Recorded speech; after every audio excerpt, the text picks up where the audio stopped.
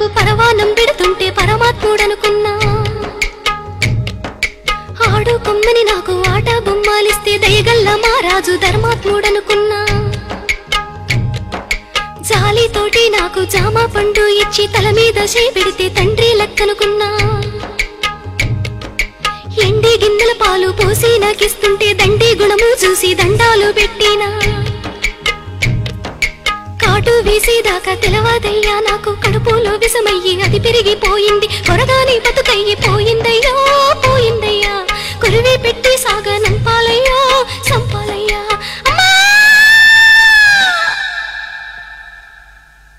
ఎన్నో పూసల నుంచి పొత్తి కడుపులోకి పలుగు వేసి పేగు పిగిలించుతున్నట్టు